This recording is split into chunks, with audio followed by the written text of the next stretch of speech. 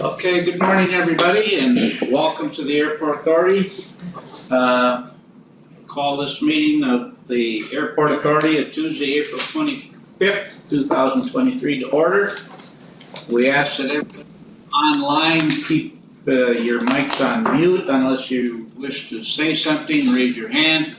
And for the people in the audience, if you have something to say, come up here and stand so we can get you on the recorder. I'd like to welcome our newest member, former state chairman and Congressman Rick Berg, to the Airport Authority. Welcome, Rick. Thank you. Nice seeing you here. And with that, item number 1, approved minutes of the regular meeting held April 11, 2023. Do I hear a motion? Motion. Second. Motion has been made and seconded. All in favor signify by saying aye. Or do you roll call? Roll call? Roll call vote. Hagan. Aye. Berg. Aye. Ekman. Aye. Kevin. Aye. Number 2, approve airport vouchers totaling $251,064.26. Motion. Motion's been made, second or second? I second. There's a second. Roll call vote, please. Hagan. Aye. Berg. Aye. Ekman. Aye. Kevin. Aye. Approve individual vouchers A through L. In motion, please. Motion. Second. Roll call vote, please. Hagan. Aye. Berg. Aye. Ekman. Aye. Kevin. Aye. Number 4, receive the March passenger report. Sean? You saw the press release that Clint prepared for us to announce the busiest employment and busiest passenger month on record at the airport since 1931. So it's a good trend. It appears that covered from COVID quite some time ago. So it's just to receive and file, but there's still some challenges going forward with the pilot shortage and fuel costs and what the airlines are doing. But we started out 2023 was the first quarter in a way on a pretty good trajectory. Yes, sir.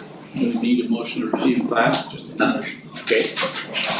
Number 5, receive bid tabulation and recommendation of award from Mead and Hunt for long-term parking lot expansion. Fine.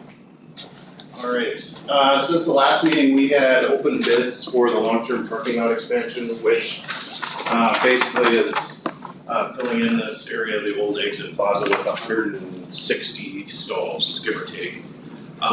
Which obviously with this past winter are gonna be needed moving forward. So there were 2 bids, one from Border States Paving for $859,000, I believe it was, and then the low bidder was Northern Improvement for $727,000. I went through all the bid documentation and everything is in line. Northern, obviously has done a tremendous amount of work out here. Obviously, the both will have no issues with issuing it to Northern Improvement, so that would be my recommendation to the airport authority. So. Okay, very good.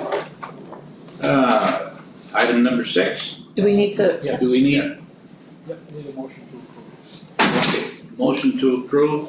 I make a motion. Motion to approve has been made. Is there a second? Second. Second. Roll call, please. Hagan. Aye. Berg. Aye. Ekman. Aye. Kevin. Aye. Item 6, receive first quarter 2023 marketing report from Flint Group. All right, the Flint team is here, and I think we got a PowerPoint that Darren's voted for. Thanks for coming. You can introduce yourself. And come up here. Slides here.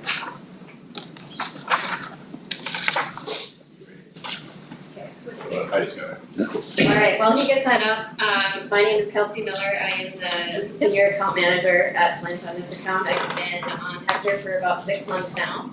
And one thing I'd really like to do is give more frequent reports on how we're doing, open it up to discussions of our recommendations. With this primarily being a digital and social and PR account, we do have the ability to kind of change throughout the quarters. So what we'll review today is just the performance reports for how all the media we ran. We have Nicole Jursic who's on line. She has a sick child at home, so she'll be talking through Zoom. She'll go over the media, and then we'll have Tara cover paid social and PR, and then kind of cover budgets and recommendations from there. Jim, you wanna just make sure they can see it, pass it? Chief Bush, can you see the presentation online? Yeah. Thank you.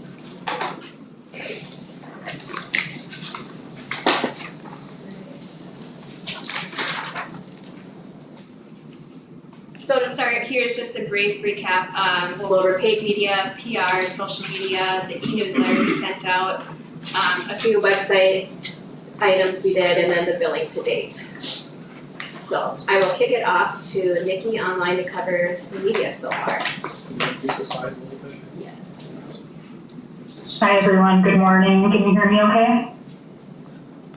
Yep. Yes. Yeah, perfect. Okay. My name's Nikki. I'm the media planner on this account. In Q1, we ran some broadcast television, cable, radio, and print, so a lot of traditional media in Q1. And we can go ahead and go to the next slide. So for print, we ran in 3 publications, Bison Illustrated, Prairie Business, and the ND Travel Guide. So ND Travel Guide, over 92,000 of these were inserted into the North Dakota Living magazine, and the remainder were distributed across the rest of the state in places like tourist attractions, rest areas, kiosks, and others. For Bison Illustrated, it was the Looking Back and Looking Ahead issue. So these are directly mailed to team makers or anyone who donates to NDSU Athletics. That's about 4,500. The remaining copies are placed in high traffic areas around town, like grocery stores, gas stations, restaurants, and hotels. And then for Prairie Business, this was their March issue, and they focused on 23 women in business and corporate and business travel. And so these are delivered directly to business leaders, and quite a few online views here as well. So for Q1 print, I think it was over 300,000 or close to 300,000 printed copies, and then of course all the online digital views.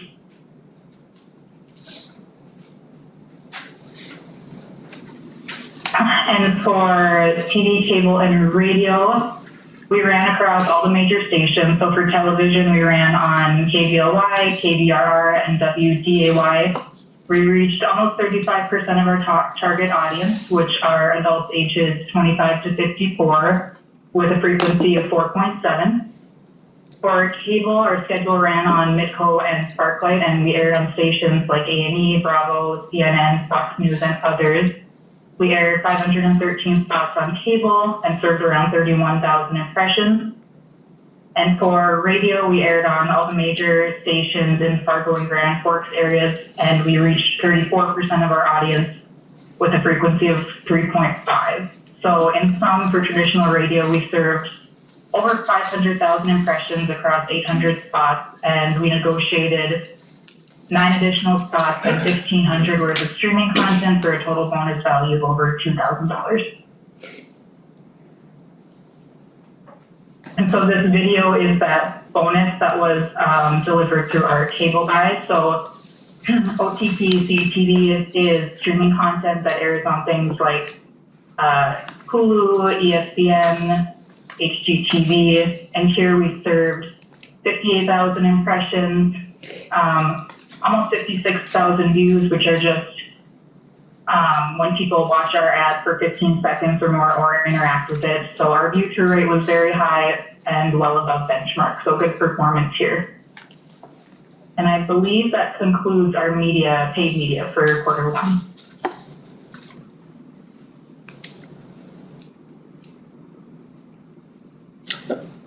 I have a question. Yeah. When you're doing ad buys, what is your discount rate to the market rate for the media channels like radio and TV? Because you're a bigger player, so. Mm-hmm. Yeah, I can't talk to exactly what the discount is, but our philosophy at Flint is that we buy and act as you guys. So as you work with us, your rate will always be your rate. And we'll never hold clients hostage to discount for other clients.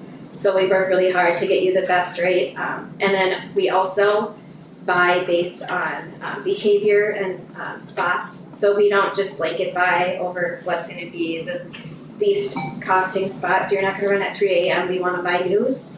News is where people are watching. It's the only news, and sports are the only live events that people watch now. So we make sure we're on the 5 o'clock, 6 o'clock, all the newscasts. Wheel of Fortune is another big one, so we like to buy where the audiences are. So we'll focus on what has the highest viewership, buy those programs instead of just saying, hey, we wanna be on KVLY, here's the cheapest spot we can run overnight or early in the morning. So that's really where our value comes in, and we're constantly looking at the best viewerships, the best spots where we can get your message out there the most effective way. Nikki has a great relationship with all of the reps in the area. We frequently meet with them to see what is coming out next, and as you can tell, digital and online, OTT and CTV is where everything is going. So this is where we really are focusing on getting us into, and then along with that, Google is changing the way they're running things, so going into Q2, we're gonna do more responsive display, which essentially is we do a bunch of headlines, images, and descriptions, and then Google mixes that to be the best optimized for what the audience is clicking on, so we can more effectively reach the audience. So we don't have a set, here's our discount, it's really just the added value of what we do and how we buy. Any other questions? Perfect. I will hand it over to Tara to go over PR. All right. My name is Tara Ekren. I am with Flint Group. I am the public relations and social media strategist on this account. So we'll just go through today a little bit of our Q1 results. So in the PR department, we had 248 mentions. That is up from 179 that we had in Q4. We've got a little graph there that talks about the sentiment on these. You'll see that we had 59 positive, 185 neutral. We did have 4 negative stories, and I'll explain to you what those are. 3 of them was the Forbes put out a list of the worst US airports for winter travel. Surprisingly, Hector landed on that list, but at number 3. We were behind Aspen and Vail, Colorado, so not number 1. So we'll look at that positively. So that actually did post in 3 different places. So that picked up those 3 negative stories. The other one was a local story about winter parking woes. That did have a negative sentiment to it. Again, not unexpected, but also not super negative. Nothing that we can't bounce I didn't back. think it as negative, I thought it was hilarious. So the media mentions that we're pulling are stories that are printed online, in print, on radio and TV. We do filter out stories that are more about mentioning Hector as like a weather station or any of those kind of off things that are just using it as a location for whatever they're reporting. So it's truly focused on what those stories that are actually talking about Hector. We also filter out those paid mentions. KFGO has some paid mentions that they talk about online or on the air, so we'll filter those out as well. Some of the top stories from Q1, one of the biggest things was the Sun Country and Landline partnership coming, and we got lots of coverage on that. We had a lot of weather stories in Q1, obviously. There was one that highlighted, and this one is one of the screenshots up there. It was a hockey team from Las Vegas who was coming into Fargo to play in the Squirt International Tournament, and they landed during one of the blizzards. And they were very excited to be here, very excited about the storm, and all they wanted to do was play hockey on North Dakota ice and trade pins. So they didn't mind anything about the weather and loved their experience. And then there was also a story that got a good amount of coverage in January. There was an emergency landing at the airport, and there was a bit of coverage on that, so that also bumped up.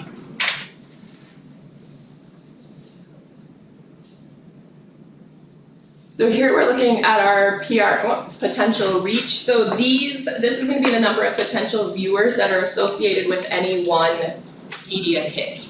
So that first blip there is showing you, that was about January 5th. That was coverage of the Bison in Frisco. There was a lot of talk about the travel of the team, the travel of everyone else that was trying to get there.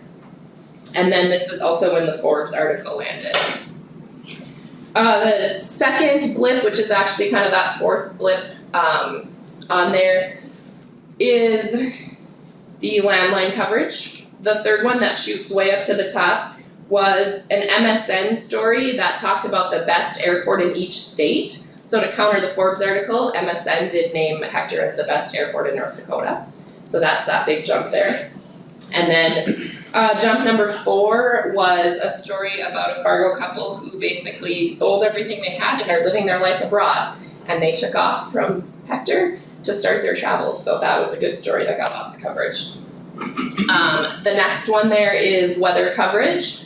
And then the last one is another MSN story that talked about planning the best road trip itinerary in North Dakota, which is ironic since they were talking about a road trip itinerary, but they flew into Hector to do their research, so they talked about that. So those two, number 3 and number 6, are the MSN stories, which really shoot up the reach.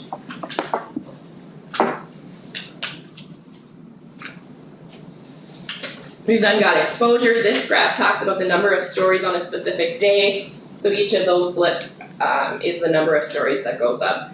A lot of the topics that are reaching these are the ones that I just talked about. Also adding in there the Artworks program, and there was a live report from the airport about the upward trends in travel for North Dakotans that got a lot of coverage as well.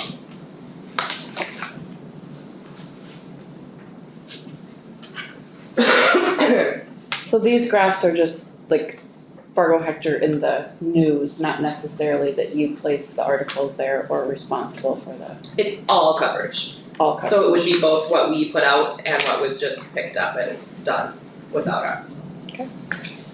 So then the next one we've got landline coverage. As you can see, a picture of the landline press conference that was very well attended. We actually had 9 outlets that came to that.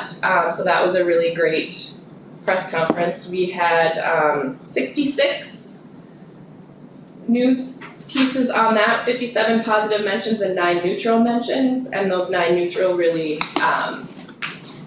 for whatever reason, were neutral, but and nothing was not positive in that story.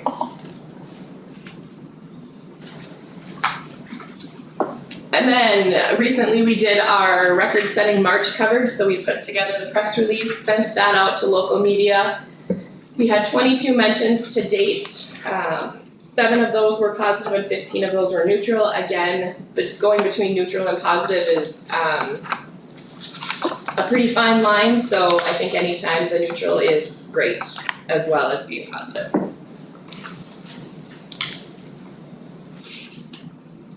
So here's a little bit of social media overview that we'll get into. On the left-hand column there, it talks about flight promotion, holidays, the landline promotion, etc. Those are the things that made up the social media calendar in Q1. And then on the right-hand side, those 3 examples are just 3 examples of posts that we did that were a little bit more on the engaging side and trying to get our community to interact.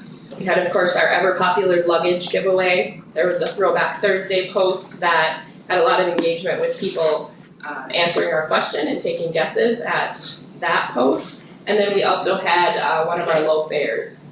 And in those posts, we're really trying to kind of connect people with that destination, so you'll see a little bit of Nashville in that ranked copy as well. And then we'll get to the really exciting part. I do have a question, so Yeah. so total engagements were 796, reactions 31, comments 31. So what qualifies it as an engagement? So engagement is, and we'll talk about this in one of our next slides. Oh, then that's fine. Okay, we'll go through the definitions there. Okay. I think, unless it's not going to. Yeah.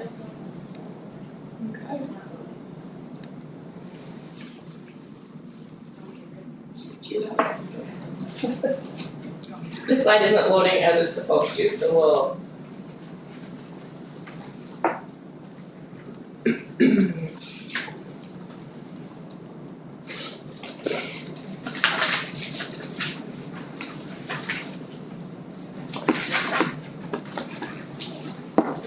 Okay, so this one is going to be telling you, so overall, we had an increase of 291 new followers in the last 3 months. So all of the numbers that I'm gonna talk about next are compared to last quarter. So last quarter, quarter 4 of 2022 compared to quarter 1 of 2023.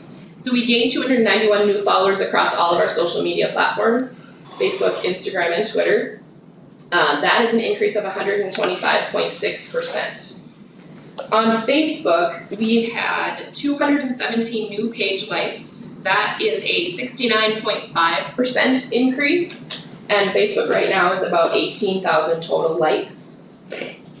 On Instagram, we gained 48 new followers, which is a 41.2% increase, bringing us up to 2,187 followers on Instagram.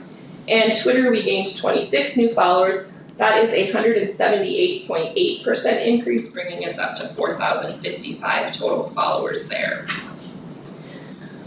So really, in the 3 months, if you think about that, we gained 291 followers. So generally, the considered positive social media growth is a 2 to 6% per month increase in likes, followers, things like that. So we are far surpassing that, which is really great to see.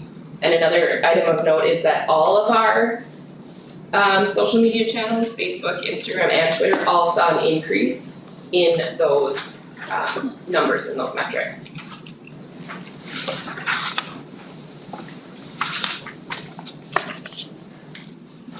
This is an impressive slide. Social media results. So if we look at this one is what kind of gives you the definition of what everything is. So impressions, it's the number of times that your content was displayed to the users. Engagement measures how your users are interacting with your content. The post link clicks is the number of times users clicked links in your post. And the engagement rate is the number of engagements divided by the impressions. And for that, we're looking at a good benchmark being 1 to 5%. Our engagement rate for the last quarter was 6.8%, which is also a 7% increase. Our impressions went up 20%, our engagements are up 30%, and post link clicks are up 90%.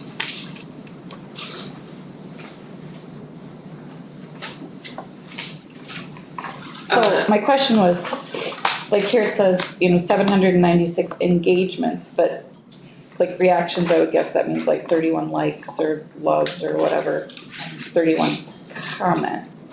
How do you get to 796? So engagement is anytime they're interacting with anything. So if they click on it, if they share it, if they like it, if they do anything else with that post. Is that a pretty good explanation? So like if you click on it to make the picture bigger, Yep. basically? Yep. Okay, Yep. all right. Because like the middle one with the throwback, which is a really super cool picture, there's 796 engagements, but like 0 shares, 31 likes, so 796. So there was a lot of comments with that of people guessing where that, I think the question in that post is where this photo was taken. Right, so like I see there's 31 comments. I was just wondering how you got to 796.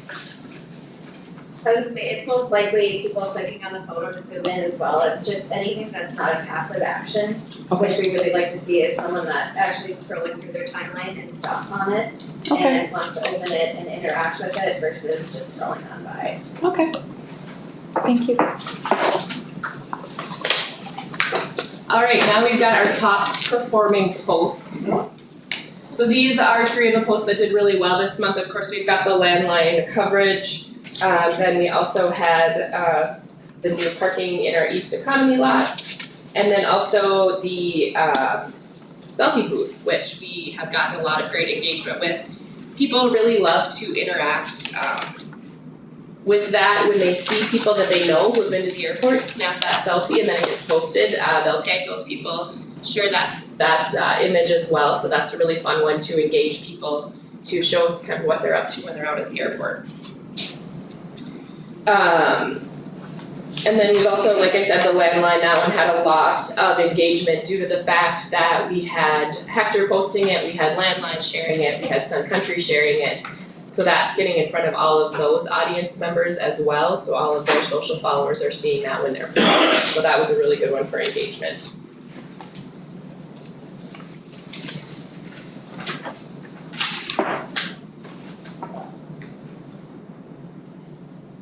All right, so looking ahead on some recommendations.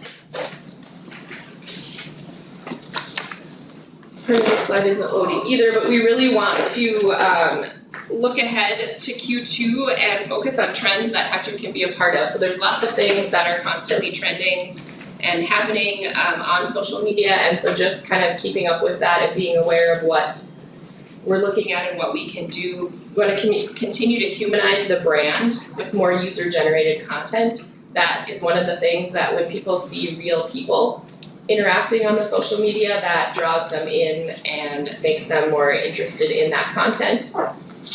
And also, I think, gives people the idea of, oh, hey, I should snap a picture of that, I can post it and maybe mine will get shared. So really want to present Hector as that community, as somewhere that people can go, travelers can go and really look and say, and if, oh, here's what we should do when we're in Fargo. Here's, kind of the must-see, must-do things while we're there. So really looking at that. We also want to continue to share that news and need-to-know content for our audience. I think when you're planning a trip or when you're about ready to take off on a trip, I know personally I'm constantly checking social media to see what's going on at the airport, just to make sure there's no updates on parking. If there's anything that I need to do differently when I head out to the airport. So that's really a great place to share this content in very real time. And also sharing those travel tips to make their travel experience even better. Some of the other things that we'll look at in Q2 is also a safari, for a content safari. So we'll come out to the airport, we'll do some videos, some pictures, things like that. Just grab some content that we can be using for those social media posts and all of those things kind of going forward. So we have that native content. Also, another thing that we're looking at in Q2 is to do some competitor reports and some competitive analysis to see social media on some of our competitors and see how they're doing that. So we've got a new tool at Flint that we can use to keep track of that and then be able to compare those and show what how our social spaces are looking as compared to some of our competitors. The other thing that we would be recommending is looking at verifying the Twitter account. We have seen an increase in fraudulent activity on Twitter now that they're taking away all of those verified blue check marks. You now have to be a part of Twitter Blue, and then to get the gold check mark, you have to be Twitter verified. So there's a process that goes through that, really just looking at your Twitter feed to ensure that it is who you say you are, what the content that you're promoting. And then there is a cost of $84 annually for that to be verified. So we'll take a look at that. And if you are verified, then like I said, you get that gold check mark. So with that, just kind of wrapping up, anything else in here, Q1 didn't see any need for crisis management, but that's another part of what we do as your team here at Flint. So anytime if there is any kind of crisis that comes up, we will be here to step in and assist with that on a 24/7 basis. The other thing with our social media that we do is that 24/7 monitoring of those comments. We came across this a lot this quarter with parking, when people would be asking questions about a reserved spot versus I paid for parking, things like that, knowing when the lot is full, knowing if I did reserve a spot and the lot is full, can I still get in? So we were able to answer a lot of those questions kind of in the moment, and really kind of keeping an eye on that account 24/7 to make sure that people are getting their questions answered, so that they're understanding that that's kind of their source and place to go. When they have those questions, they can just hop onto social media and get those questions answered. So I think that's all I have for the social and the PR. Is there any questions specifically in that section? What is the Red Hawks cost of $6,000? that? That is our sponsorship. We have a sign out in the field. Okay. And that was an initiative this year that we, now that attendance is going up at baseball games, we wanted to get back into Newman Outdoor Field and have the Hector sign on the outdoor. Suspended it, now we picked it up again with our Okay. And then one thing I wanted to add is we had a really amazing photo taken during the Northern Lights the other night that we shared yesterday, of the tail of the plane, the tarmac, so. I saw that. Who took that? It was user generated Yeah, content. a guy taped us so that he allowed us to share it, so that's really what we're looking for, when we say user generated content. It works, those photos were beautiful, so we're really grateful that he would let us use them and share them. You send it to Delta. Yeah. Yeah, it was. Yeah. All right, thank you. And then just a few other things before we wrap up. So another item we do is a quarterly newsletter, and this is just a basic news recap of items and then other interesting things that are going on in the airport that is sent out on behalf of the Municipal Airport Authority. Our first one we sent this year had about 200 delivers, 116 people opened that. Total opens is 388, which means people opened it more than once, which is really awesome. And then an open rate of 58%, and within that, we had 11 clicks, a 5.5% click rate, and then once they got in to that email, they clicked 9.5% of the links within the email. We think this is a really great stat, and this list is curated through us and then Sean and Darren as well to make sure we have the right contacts and are delivering the right information. Flint writes all of the content, and we work with Sean and Darren to determine what we'll feature each quarter. And lastly, a few miscellaneous items. We did a lot of website updates this past quarter on parking lot status. I worked very closely with SP Plus to make sure we had the most accurate updates and we're giving the public the right information on which lots were full and open. We redesigned the parking lot maps and the airport maps on the website to make them a little more user-friendly and easier to read so people can see exactly which lots were available to them. And we are currently, I'm working with SP Plus on a parking guide. You can see the preview on the right-hand side there. This will just be a little website that they will host and make that will link out that has more direction on using the pre-book and save, and then exactly what the flow is so that there is little confusion as people book ahead, which I've done before and I loved it, so I think it's really user-friendly. But just getting that basic education out of how the system works. And then we also worked to, we update all the clear channel signage in the airport as well, work with Darren and Sean on that. I think a lot of people don't know that we have a kiosk inside where you can pay your parking ticket. If we could promote that a little bit more, I think that would be another thing that we have that's user-friendly that I think is underutilized. And we're really working on getting the education into bringing your ticket inside, because I think everyone has that natural habit of just leaving it in their car so they don't lose it. Yeah. Yeah, so that's another effort we're doing I work really closely with SP Plus to make sure we have the right language and people are clearly understanding that just because you book online doesn't mean you get the reserved parking spot. So just really making sure our language is clear, people understand you can pay inside, there's lots of options, so you can easily get in and out of the airport. The usage is going up every month. Good. Like I said, most people leave their ticket in the car, so. I know I do. Yeah, it's that education piece, because I lose everything. I'll lose it if I don't keep it. Yeah. And then this last piece is just the billing to date. And one thing to note is with media hard costs, those aren't always billed in the month that we run them, just based on how the vendor bills.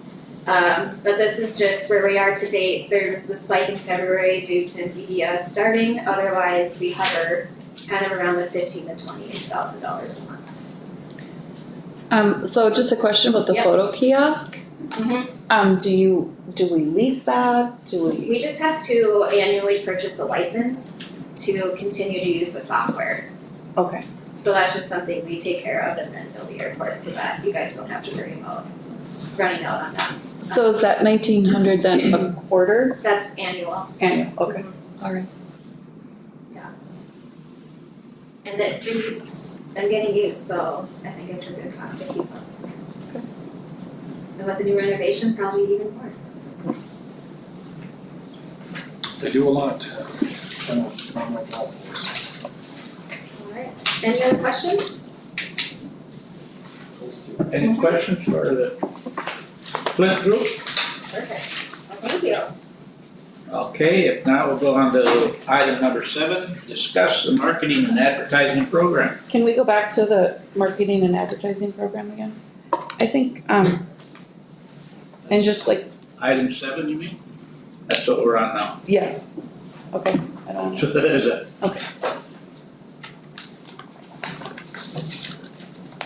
So, go ahead. I think we discussed, in the past, Flint's done a great job since 1991, 1998.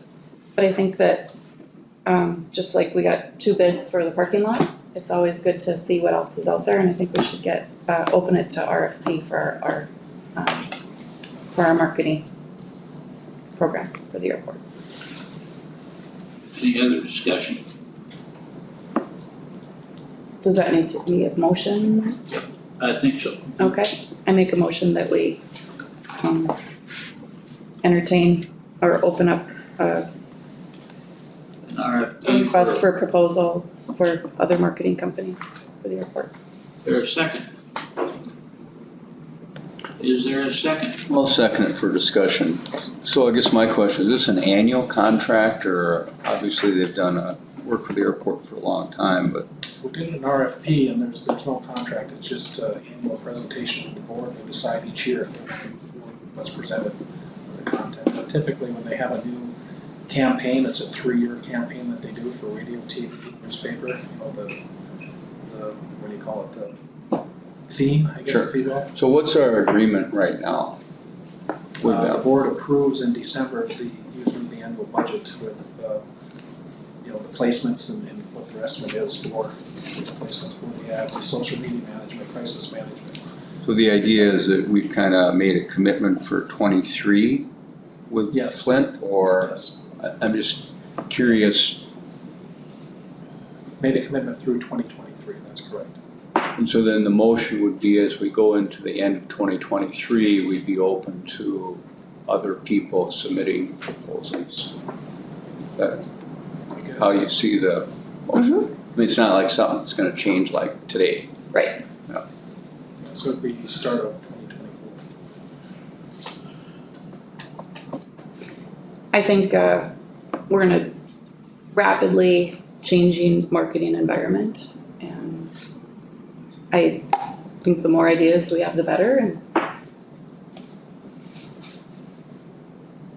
Okay, any other discussion? I guess a question would be, to do an RFP for it, we would need,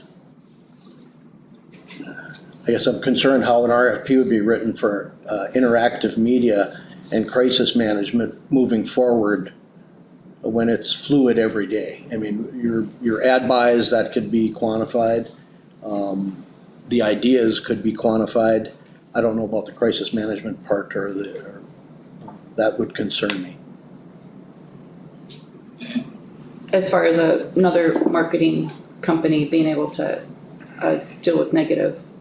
No, well, no, I guess. No, there's an aircraft accident out here. Okay. Some tragic thing, not even involved in the airport, but we're involved with. Okay, By default, that would be a concern. I don't know how you quantify that. into a marketing campaign? Or Yeah. into a marketing package? Yeah, I don't know how you quantify that. Well, let's just not have any crisis.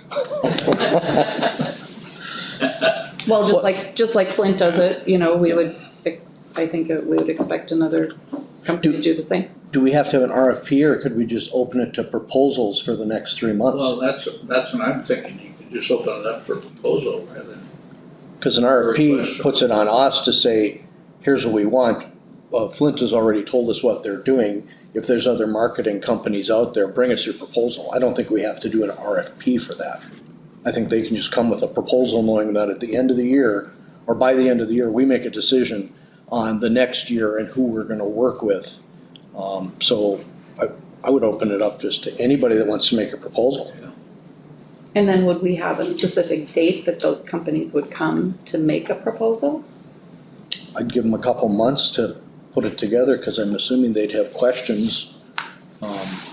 We know what Flint has done, so anybody else has a baseline to go off of that, I guess. How would we inform them? Um, Flint and Rodney, I don't know of any others that do full service that they do. Just a public notice, it does, I don't know as though it has to be an RFP, that's my, Okay, I mean, we're requesting anybody that wants to consider for 2024, you know. I'm just trying to think outside the box because I think we've got a pretty large advertising budget, and I think the marketing landscape is changing rapidly. And I mean, maybe even we have somebody in-house, I mean, for the amount of money we're spending, that it just seems like a large chunk of money. And I don't know, I think there's plenty of different ideas. I'm not a marketer, but You're gonna pay somebody's salary. Mr. Chairman, Well, so Mr. Barrett. what is our annual budget for this marketing? I mean, what are we talking? I don't have that in front of me. Million or 500,000? I guess I'm just curious on outside vendors that we Yeah, use. slightly over 2, but there's things budgeted in there that we may never spend, like crisis Sure. management or some of the PR stuff. So there's a lot of things in the budget that we may not spend. But the actual buys that are on, the radio, TV, and newspapers, I mean, there's a fixed cost there. I'll get that for you. Well, I'm just curious. I mean, it's probably a good policy for a public board like this that at a certain level of spending, right, we're probably going to have an RFP. I think it's better to have an RFP because it is more work, but then we're really clear in getting exactly what we want. I would be fearful of getting 10 different media people giving us 10 different proposals in 10 different ways that, we should know exactly what we want. And so I think that helps them. But again, I appreciate, the motion, and I'm not sure if we need to resolve this today. But for me, I would like to know what our policy is and what amounts are outside vendors. It's in I gave that in your packet, their purchasing policy, you do have in the packet that I need. Yeah, I'm gonna get flooded with paper here, so.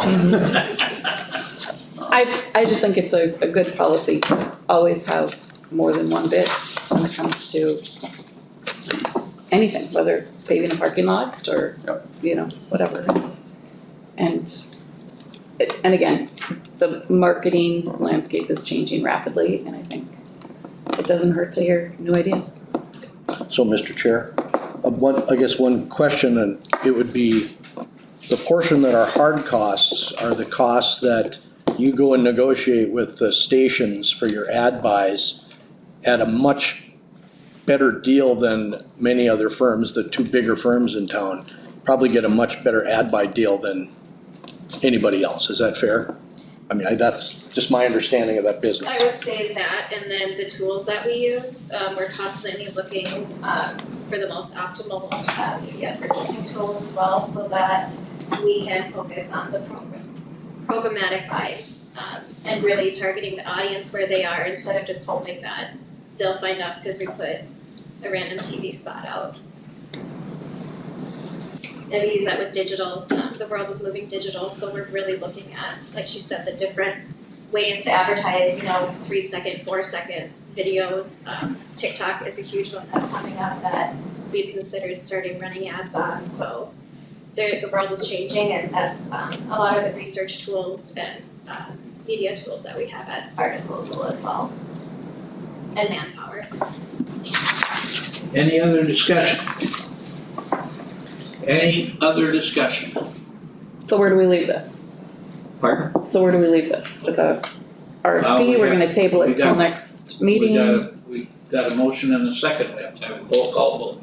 alright, Hagan. No. Herb. Yes. Heckman. Aye. Captain. No. It's tough being chairman, last one to vote.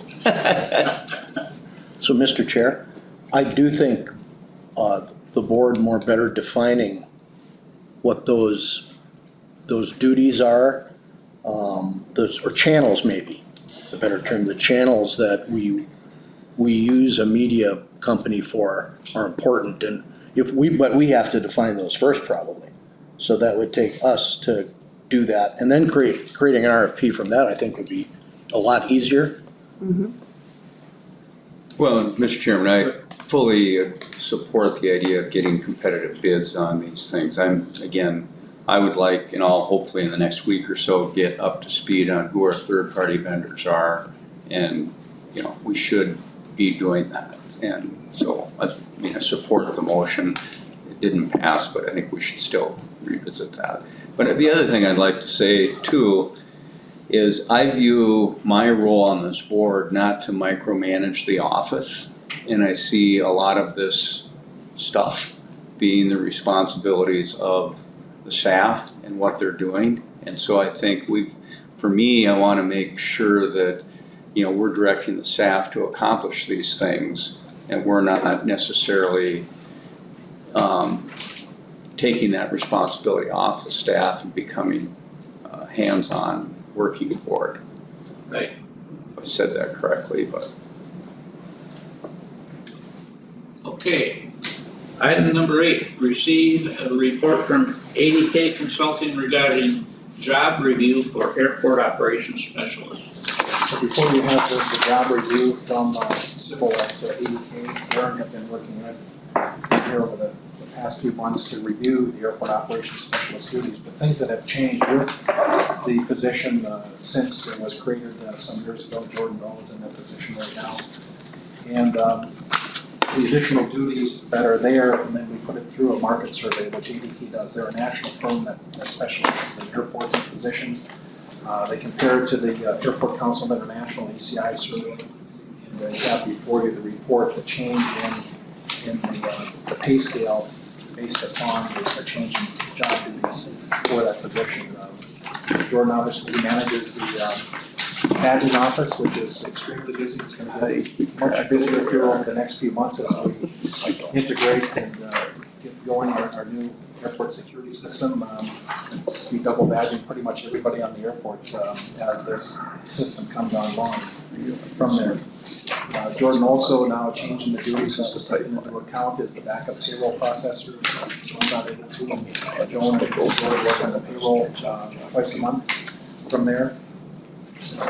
Jordan also acts as the snow boss during winter, goes out and assists the airfield crew with winter operations and kind of the accountability for those that are out on the airfield in inclement weather to keep in contact with the tower, issue the notice that are necessary, work with the tenants, follows the flight schedule to make sure that there's a safe operation out in the airfield and accounts for those airfield folks that are doing the hard work. Also, as we've transitioned and started to look at Pro Resources, we've taken upon ourselves a significant amount of detail with safety.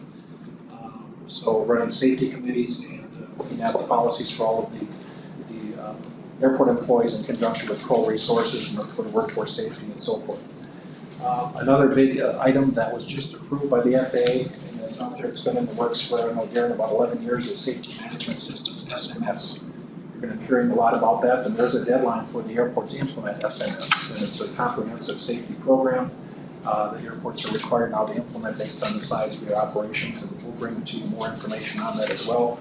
Jordan will be an integral part of that, and that's reflected in the salary recommendation that Pro had come up with based on City of Fargo scales and so forth, but more so as comparative to other positions around the country, and then also with the ECI survey that was placed there. So we created a pay grade of A15. You can see the spread there that's in the document provided by Crow, and I would recommend your approval of that retroactive to January 1st. and then also allow the staff, Eric and I, to possibly retitle this position at some point here in the near future. Manager of airport operations and safety or something of that nature. That is something that we're still working with ADK and others to try and right size what that title should be. An airport operations specialist is a very general position that really doesn't fit with job duties Jordan has taken upon and has been added since he was hired. So that would be the recommendation, is to adopt pay scale 815 along with retroactive to January 1st of 2023, and then also allow the staff the ability to upgrade the title or change the title to more reflect the duties and responsibilities. Mr. Chair, I would move to accept the change, and keep in mind that I think as a board, we understand that they all do more than their title says, and this is just proof of it, and I think it, as a board, we should acknowledge the fact that they're not just doing their job, they're sometimes crossing over and helping other co-workers, and we appreciate it. Okay, motion, is there a second? Second.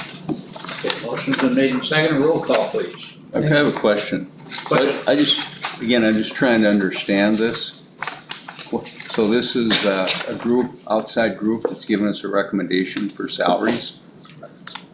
And we're doing it retroactive? I mean, do we have an annual period where we're evaluating employees and providing salary adjustments, or? I don't think it's annual, but about every 3 years, the city goes through that in the airport? It depends. Last year, mid-year, the city of Fargo gave their equipment operators a 5% adjustment, so to keep competitive, the airport authority matched that. There's discussion of something similar happening to that again with equipment operators, which we probably would abide by. But when employees are hired, they're on an 11-step scale. So if you're hired in step 1 today, next year you automatically go to step 2. Each year you get an increase. And once you max out at step 11, over that 11-year period, then your raises are based on cost of living that the board will be talking about as we put the budget together for 2024. Sure. And we've kind of followed the city's pay scale with employees? For some that are in similar positions, whether it's a mechanic, a heavy-duty diesel mechanic, or an equipment operator, to some extent, the building operations staff.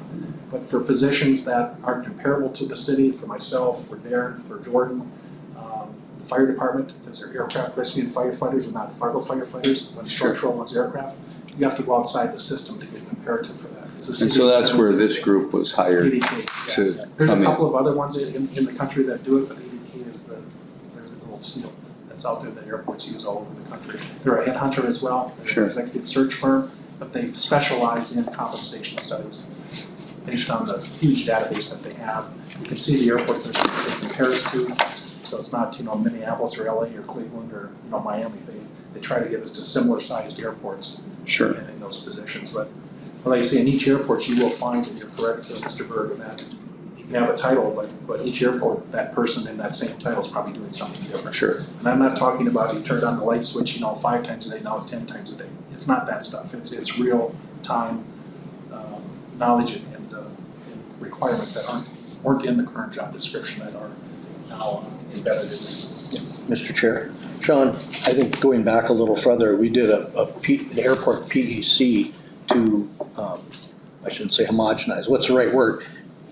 Properly categorize and score all those positions, or a majority of those positions. And that was an arduous, painful process to get through, but we did get through it.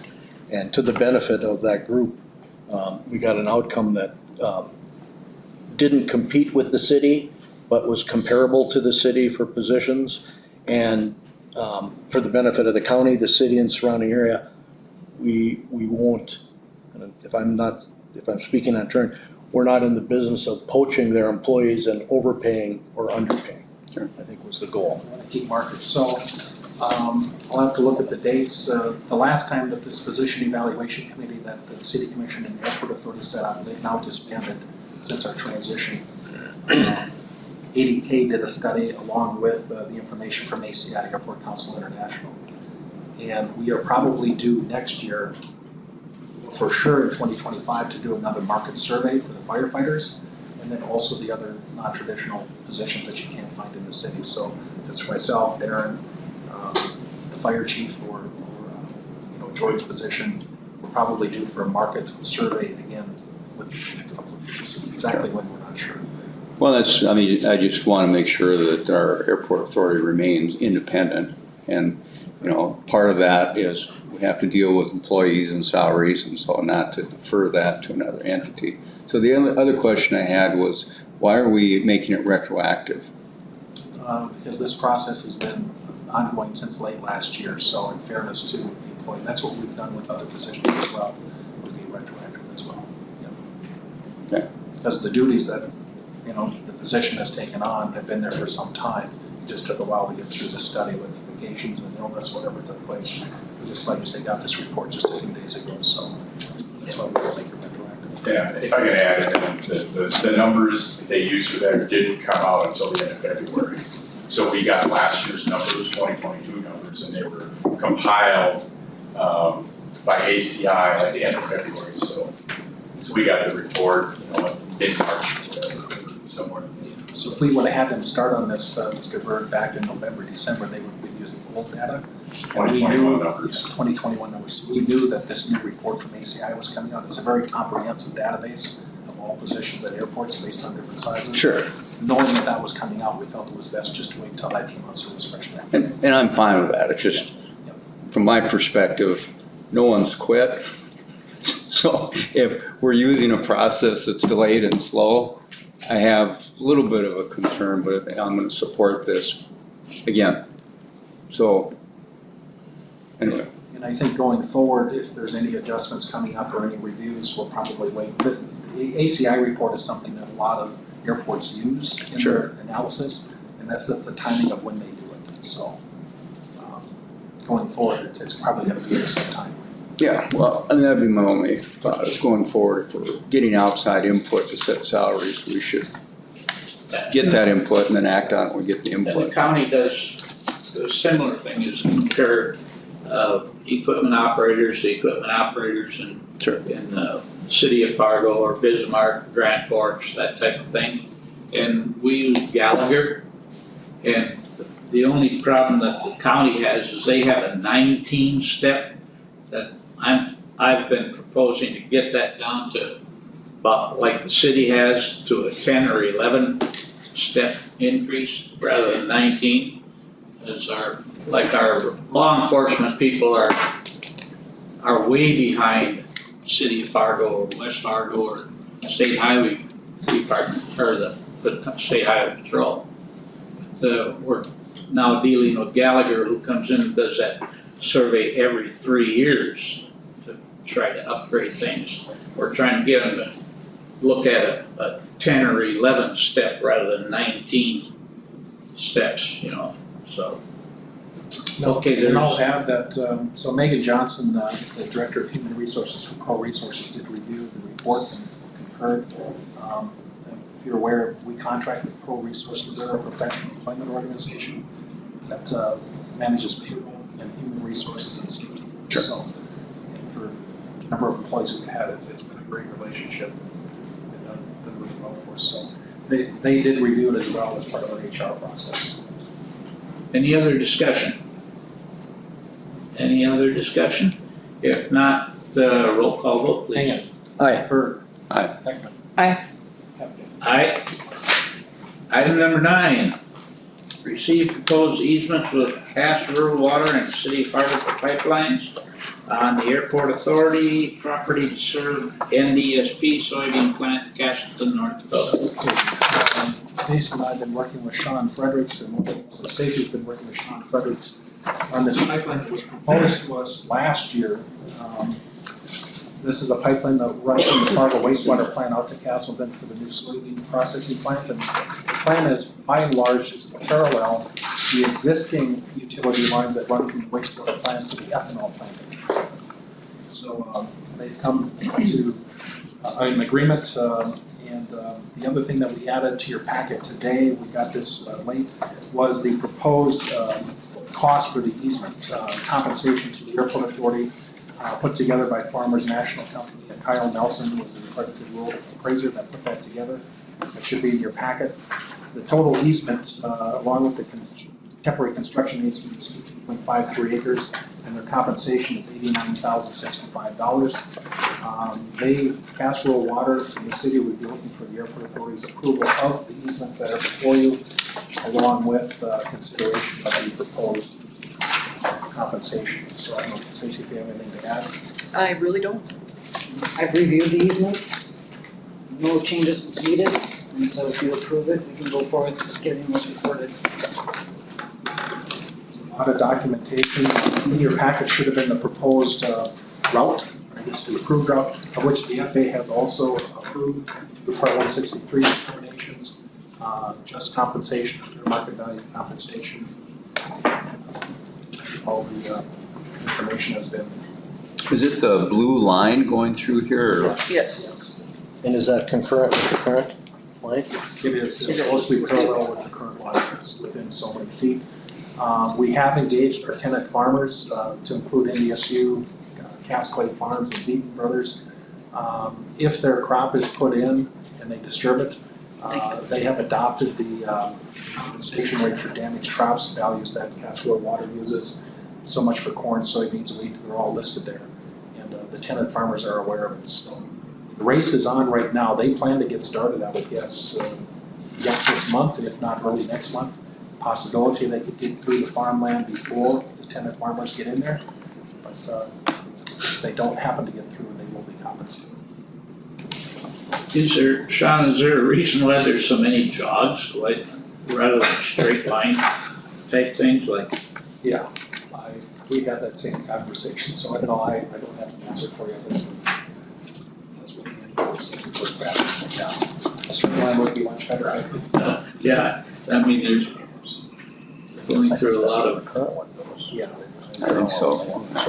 So that's the question before you. Motion, accept. Is motions to accept, is there a second? Second. Okay, motion made and seconded. The only thing I'll add is if you want the entire appraisal, I think I can email the link to you. It's 200-some pages long, lots of pictures and comparatives. Okay, any other discussion? Other discussion? If not, roll call please. Aye. Aye. Aye. Aye. Item 10, receive parking study report from Walker Consultants and discuss next steps. Okay, this is before you, finalized by Scott Fromming. I was a party to a meeting that the city had with representatives of the airport authority last week. This is where we're at with the garage redesign study. So if there's any questions, we are trying to get a joint meeting together again with a couple members of the airport authority, myself, along with Scott Fromming and Walker, to discuss next steps or any questions that they may have and the assumptions that they made. Obviously, funding is a concern. As I sent out to you last night, I was notified by the Aeronautics Commission that the committee, Senate and House committee met yesterday on the revolving loan fund. And instead of $40 million loans at 1.5% for 30 years, they're down to a $20 million cap per political subdivision. It's still 1.5%. It's still for 30 years, but if the governor signs it, it's effective immediately. So I've asked the Bank of North Dakota this morning to see if our $40 million loan could be processed prior to that change. And I haven't heard back yet if that is even going to be possible. My guess is they will be hamstrung by the actions that the legislature took yesterday to cap the loan at $20 million. If that's the case, then our project is significantly short funds, let alone so just a little background. Yeah, I would have just, are we on the parking study? Yes. So I guess my question is, I went through the whole study, and has anyone done a financial analysis? I know they came up with numbers and different things, and I guess I would think, before we go further, we need someone to say, here's what we think we can get rent-wise, this is how it's gonna work. And so I don't know if Walker is doing that or who's done that. They can. The report's been provided to SP Plus, and SP Plus has provided us 2 or 3 in the past. Oh. Maybe I just get a copy of that. And they're dated based on interest rates and stuff, but I can get you some analysis that they did on a 500 gross garage and a 1,000 gross garage. Yeah. But things will need to be added now with interest rates and construction costs. So there were some assumptions made. Yeah, obviously. Yeah, and the deal with the legislature, of course, any bill that's passed now would go into effect July 1 or August 1. So again, I think it makes sense to, under the current funding, if we could get that paid for in the end of this fiscal year. The only exception was there was an emergency clause put in it. Oh. Which is immediately upon signature. And that would be a problem. And then does S&P's study include that Bernie Ness had expressed interest in reserving or renting spots for the rental car companies? Well, not necessarily. I mean, that's something that's gonna have to be discussed because somebody has to pay for whatever that study is. If you involve Walker, there's additional cost to that. Okay. There is some of that data in here for, I forget how many transactions the car rental agencies reported to them, but I think it valued at about $1 million something, but they can only pay for the portion that they would occupy if you do ready return in your garage. There's a number of airports that are not allowing their car rental agencies into the garage because they can generate more money without car rentals to get it done. So there's a debate about that. That's what Des Moines is doing. They're moving their car rentals out. I don't believe Sioux Falls is going to allow car rentals in because you can generate more money by the general public parking there versus car rental agencies. So that debate needs to be sorted out. So between SP Plus and Walker, if I think the city uses Interstate. We've had our experience here with that. We took proposals. Someone's going to have to flesh that out because where to go to what Mr. Burke is looking to do. Yeah, well, I'd just like to see what we've done on those analysis so we can figure this out. I guess the other question you brought up is what are the issues before the legislative session right now? I mean, they're about a week away from adjourning, so if there's issues that are important to the airport authority, what are those issues? And the revolving loan fund was the biggest one that we weighed in on, along with the Airport Association, the League of Cities. I know the city of Fargo, Mayor Mahoney weighed in on it, but none of it seemed to resonate if you watched the videos of the conference committee discussion. so that was a $42 million fund last year that was loaning it out at 2% interest. 1 1/2. I thought it was $100-some million fund. So we don't really know. I've heard a lot of different things. And so the debate right now is a renewal of that revolving loan fund for the next biennium and how they will cap that for political subdivisions. It's the 40 to the 20. So if you know Mr. Steinwand, maybe call and say, hey, our application has been in for a couple of months, 40 million. Maybe they can process that before Sure. our signature gets. Mr. Chair, Sean, they did accept the application, didn't they? Yes. Yeah, They so accepted. we have an accepted application for 40 million. Right. Based on the old, or the prior legislative terms. Right. Yeah, as I understand it, if they accepted our 40 million application, but now the legislator wants to cut that to 20. They haven't processed it yet. So I think Scott Weiger's involved in the processing of those applications. So Mr. Chair, Sean, the premise of the loan was principal use for the current terminal expansion, correct? correct. Yeah. And of course, the timing of any federal money we missed out on this, any money from the second $1 billion that's out there. There's $5 billion in ATP funds through the bipartisan infrastructure law. Mark got money out of the first $1 billion. Ashley and Rutledge got money out of the second $1 billion.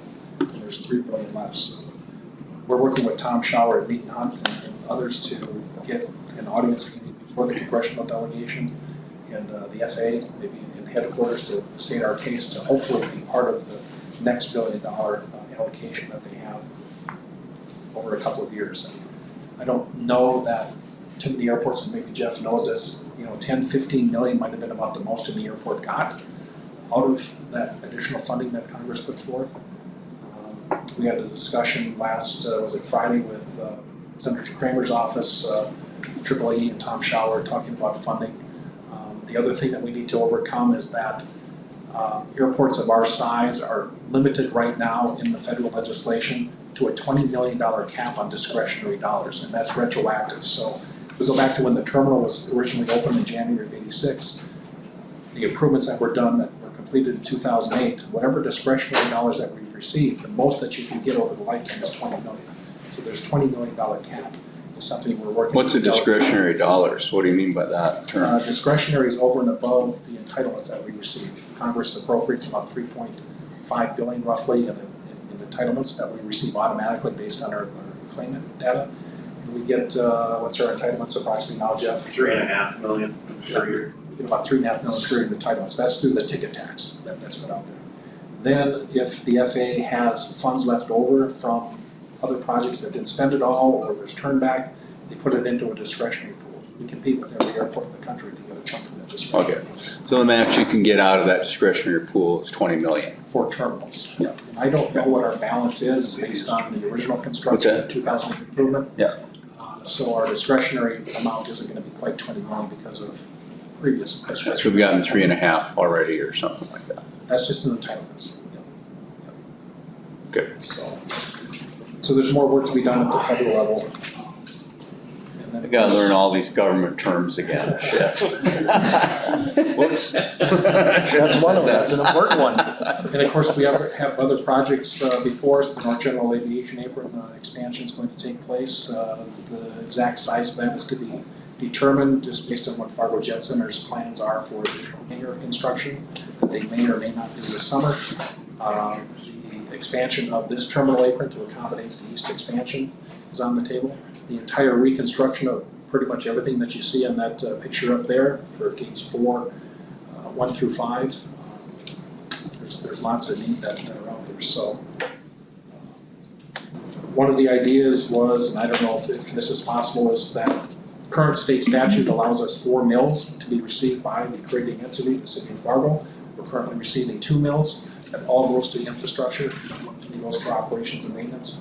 So the idea would be is to ask for 2 additional mills and put those funds towards, maybe the lack of the 20 million that we may get from the state, partially fund a garage, or put it all towards the debt service that the airport authority is going to incur for this terminal expansion.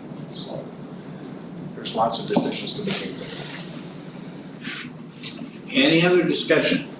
I move that we receive the Walker report and schedule discussion on steps to go forward if that's the board's concession at the next meeting. There's a second? I'll second with a question. I noticed in the report, this was for a net, almost 500 spots, I think so gross 740. We had discussions about that's not big enough. If we're gonna do it, it should be gross 1,000, net 750 or so. And if we're going up, the cost isn't that much greater. That would require a 4-story structure. Basically, you take the entire short-term lot and put a structure on top of it. To give you some ideas of cost, so Sioux Falls broke ground on their parking garage last week. It was in the Argus Leader, the newspaper, $63 million, and they're gonna net about 800 some spots. 63 million, and I think there's a little bit more involved with some engineering and architecture costs that are in that 63 million, so 60,000 a spot. Des Moines opened their bids about 2 weeks prior, and they're anywhere from 48 to 50,000 per spot. The difference is the state of Iowa is paying 100% of the cost. There's no cost. So Sioux Falls is going to go out and borrow the new revenue bonds, and I've had conversations with them about our process that we go through and who we work with. When is Sioux Falls gonna be done with their parking ramp? So they're going ahead with it down there? Yeah, they broke ground last week, Huh. and I'm guessing it's a 2-year project, Huh. approximately. They're landlocked, so it's a little different. They don't have any additional space in Sioux Falls because of the river, the guard, some highways that they can expand surface parking much anymore, and they also want to get rid of their shuttle expense. And this cost to shuttle passengers from their outer lots, finding drivers has been an issue. So that just gives you an idea of. It'd be kind of interesting to get their pro forma on their parking ramp, what they're gonna charge people to park on that ramp. I would guess that's public information. They probably did it. Yeah, Scott did the study for him, the same person. Yeah, it'd be interesting to see. We can look on their website and see what we can find out. Interestingly enough, in Minneapolis, they charge more for parking at the Hubert Humphrey Terminal. It's like $34 a day than they do at the MSP terminal, the Terminal 1. I don't know why, but I think prices can fluctuate. I know that our parking fees are pretty minimal compared to other areas, airports and wherever. Mr. Agreed. Chair, one thing noted in our meeting with the city, and this is me being a farm kid, if, it looked like they were consuming the whole short-term area for the parking, and I recommended they consider the, I guess a farmer's view of it, that build it on the west half first, including short and long term, so that at least the east side gets the benefit of not having the northwest wind initially. And so that was brought up too. So obviously these renderings are just an opinion. Okay.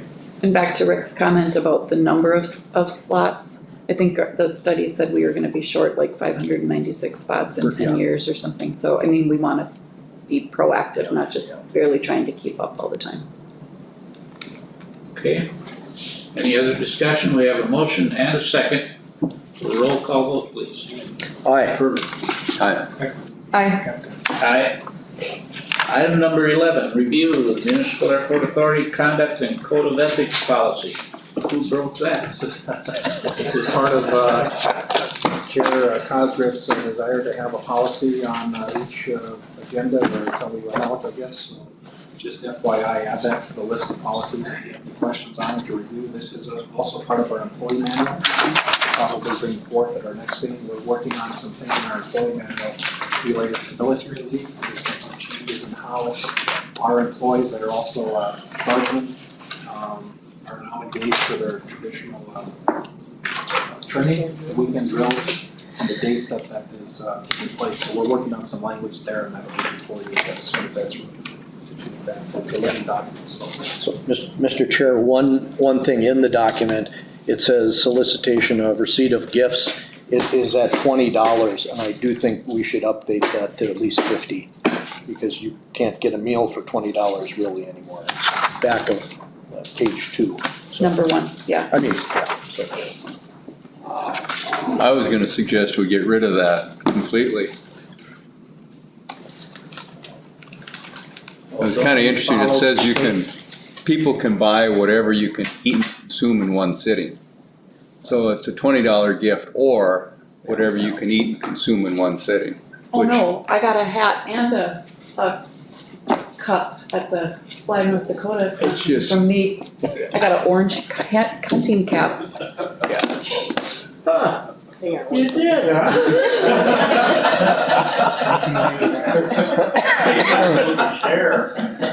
Well, as far as meals are concerned, we follow the meals, hotels, travel, we follow the state policy there, don't we? Well, actually, probably not. Yeah, on the per diem. Well, no, I mean, You're out if of you, state, you follow whatever that per diem allows for other cities and other states. I mean, the ethics thing, I don't have it in front of my packet here, but It was lined, so I think. it that was, what- I thought it was kind of interesting. There's also a state statute that we can put in. It says, anything in value of excess $20 or food or beverage that may be immediately consumed may be accepted. So, and this is the city's policy, which again, seems kind of odd. Yeah. I mean, I could consume a lot. food or beverage? Well, both, man, yeah. So I think this is consistent with the city's ethics policy, so I might be concerned about changing it if you want it consistent. But I generally would be, we should go down rather than up in those things, but.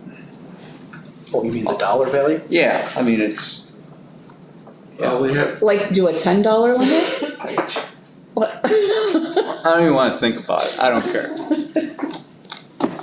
yeah, I don't know. Well, we have, our legislature, they feel that they're not getting paid enough, but then they I don't think they let them buy a cup of coffee in the legislature. They went through that whole thing and, I don't think that anyone's going to buy their vote or do anything like that for some of these things, but I think it's very important that we don't give the impression of that people are being persuaded by those things. So I don't know what the practice is, but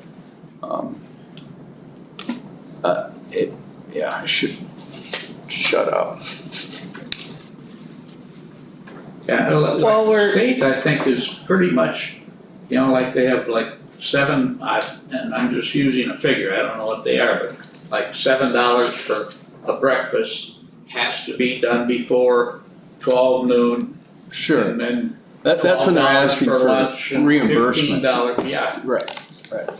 But this is a gifting policy. These are gifts to people. So this is a little different. But Okay, I also- I see what you're talking about. I also think that's the job of this board. I mean, if there's something that we think is being unduly influenced by gifts or meals or something like that, I think we're responsible to police that ourselves. And I think you can over-regulate these things to make it call it the death of common sense. So, again. Keep in mind, $20 is about 700 times our current wage here, so. Okay. Just for consideration. I understand what you're looking at now. Yep. Okay. So nothing there other than it's for your information, you don't really have to receive it. It's available to change. Okay, any other discussion on the code of conduct? If not, we'll move on to item number 12, airport construction and security update. Let's see. Jerry, do you want to go first? Sorry to keep you waiting. Oh, no problem.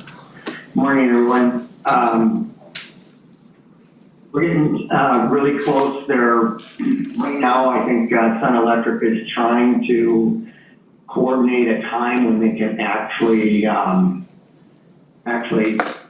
shut down. Because they have to shut down to do some electrical items to get the generator and the transformer to work together. And so they're trying to work that time period out. And so far, it's been difficult to find a spot.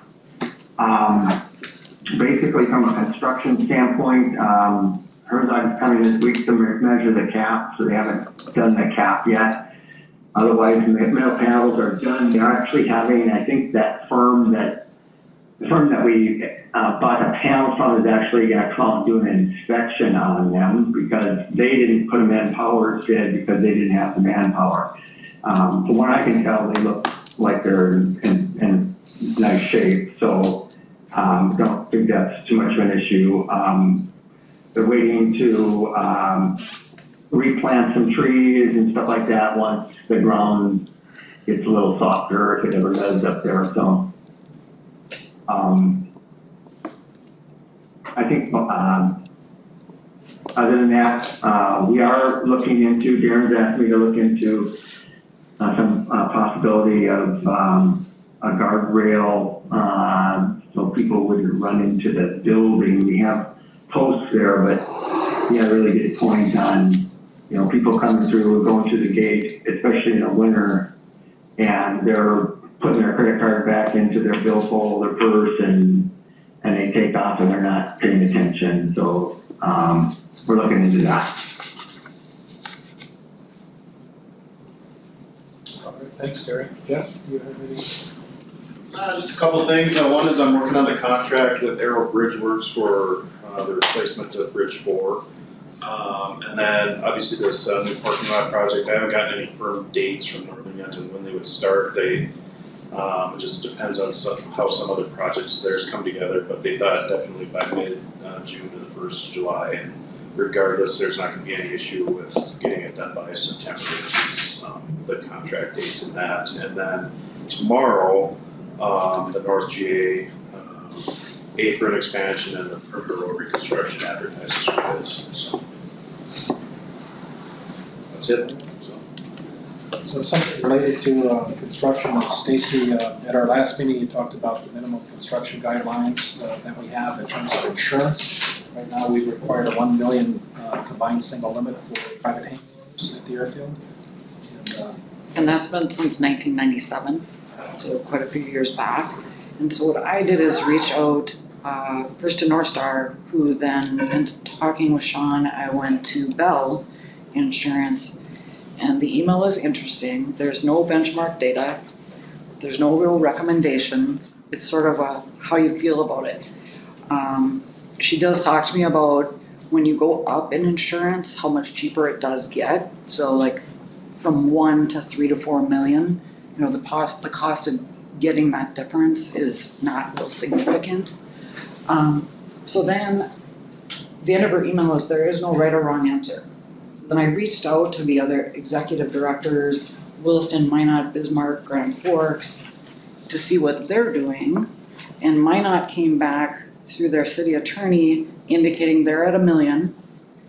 Again, don't really know how to evaluate it, but they are looking to increase to 2 to 4 million in January 2024. So Bell Insurance and the executive director at Minot seem to be right at that same number of 2 to 4 million. Our own, we have liability insurance through AIG. That's where North Star Aviation Insurance brokers that for us. They won't give any recommendations. I won't even weigh in, won't even know. They say it's up to you. I get in charge. But, So you're working with Annette at Bell? yes. Yes. Yeah. I mean, Bell is like a broker. You know, I would think that you're saying they're not giving you advice, or they're giving you advice? Well, so obviously the advice is $1 million in 1997 is not $1 million in 2023. And the trend is no right or wrong answer, but she's seeing increases between 2 and 4 million to require of the tenant construction on airport.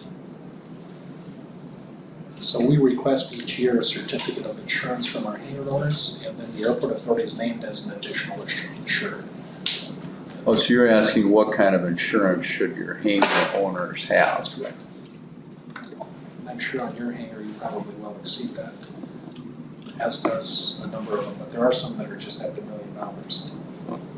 And going to 2 million, I don't know what that does to their annual cost. It's probably another $100, $200. So if you wanted to go to 2 million minimum, we can send that message out. We have to amend all the leases, or we can leave it as is. It's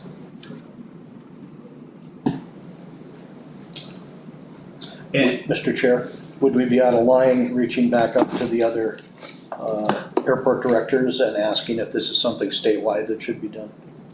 Because it's not just construction costs or costs here, it's throughout the state and country.